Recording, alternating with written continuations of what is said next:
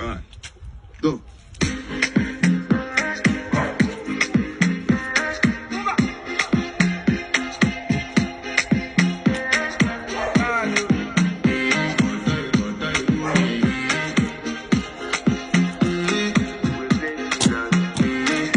Flex my love, I want to impress, and I want to carry my love to a place she loves.